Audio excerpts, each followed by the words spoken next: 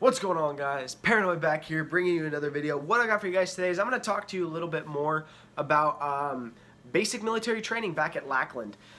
So today's video, we're going to be talking about week 5, which is Beast Week. Now, Beast Week, I feel like people really underappreciate what Beast Week really is. Beast Week is a whole week where you leave your dorms, you leave your MTIs, and you go out to a deployed environment at a separate base. It used to be part of the actual base itself, but now it's its own little thing.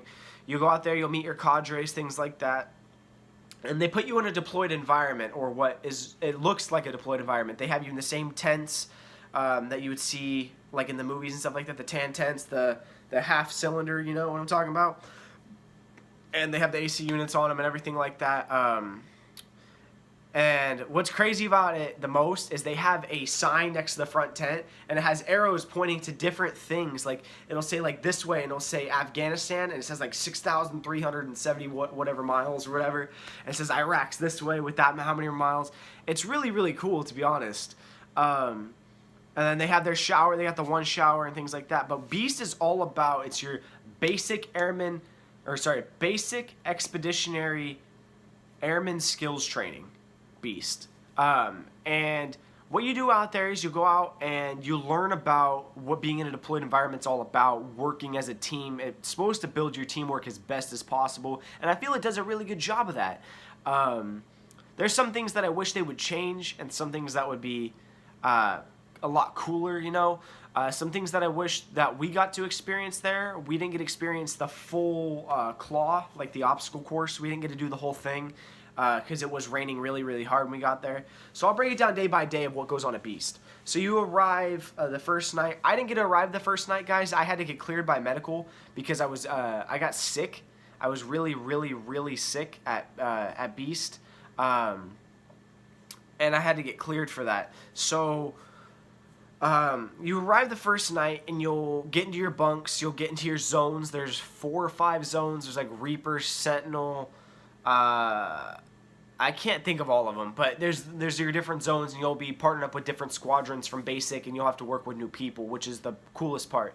Now, there's usually 8 or 9 tents per zone. You'll have your set cadres for that. You'll have your own, well, you won't have your own bathroom, but there's like one bathroom that the boys shower in, and then when the boys are done showering, then the girls use that one to shower and things of that such. So first day, you get there, you in process, basically you get your dorm, you don't get your dorm, you get your tent, and you unpack everything like that, set up your little chest at the end of your cot and stuff, and then you go and you watch a SEER video, which is all about SEER training, escaping things, what happens if you get captured, things of that such. First day, it depends on how you go about it. So the first day that we actually spent the full day there, we went to CADM, which is you shoot and test your marksmanship with the M16. And that was a lot of fun. I didn't hit marksman. You get 24 shots. So you get like a total of 50 shots.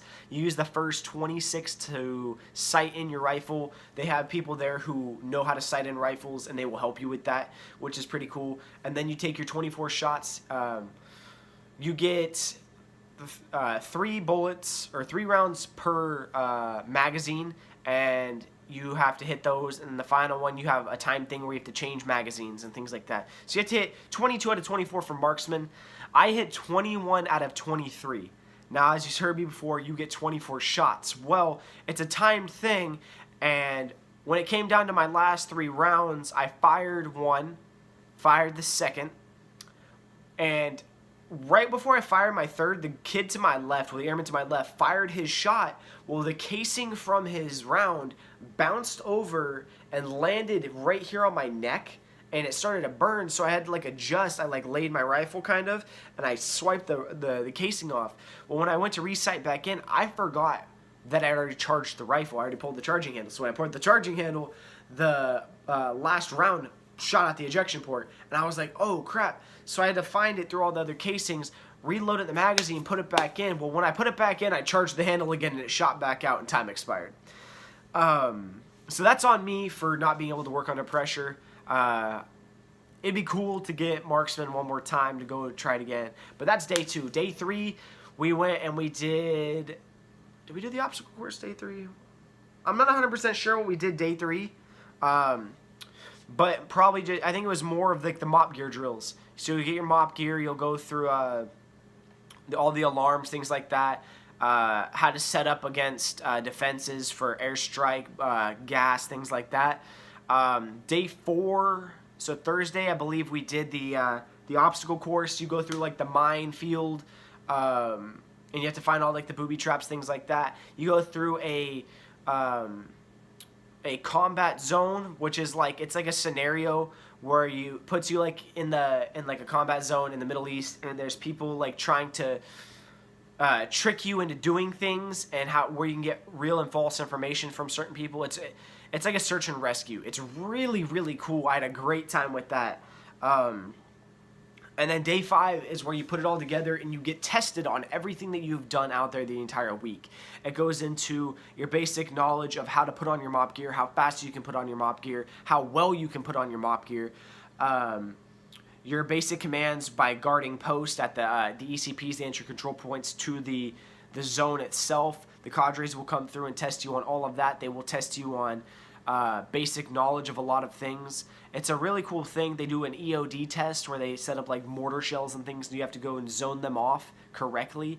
And then at the end of that day, you will get to find out who won Beast, which is the biggest thing. I'm not wearing the hoodie for it right now, but my other hoodie, my zone did win Beast while we were there. We won Beast Excellence. It was a great experience. So Reaper Zone, we pulled that off. We got that dub. I just remember what Wednesday was. The most important thing that people want to do while they're there. Wednesday was Pugil Sticks, guys. Pugil Sticks was a great experience. I won my match. I went up against a kid from my flight. We weren't like best friends. We didn't get along for a while, you know. And then after that, we were good. We were cool after that. So we settled in Pugils like everyone else does. That's a lot of fun. You will see some airmen or trainees at the time going absolutely at each other. It's like a war zone when you get out there, because the only rule is don't hit them in the head. So you're just straight going at it for 30 to 45 seconds, sometimes up to a minute, depending on how interactive or how entertaining your match is. The cadres will let you go. And there was, I think, one that went like over a minute, because these two guys they were just beating the tar out of each other. It was so cool that they let them go that long, because they weren't getting gassed. But at the end of the day, you get a lot of good information out there. You understand a lot more aspects of the military and what we really do on a day-to-day basis in a deployed environment. I'm not saying it's anything like a deployed environment, but it's the closest thing I feel like they could get for us while we are in basic military training and not actually operational Air Force. But that's going to do all for today's video, guys. Don't forget to leave a like, comment, and subscribe. And follow me on Twitter. It'll be down in the description below. If you guys have any other video ideas you really want to see, leave them in the comments. I will do my best to make them. If you have any questions, type them in the comments as well. I will always answer those questions. Till next time, peace out. Love you all. Stay paranoid.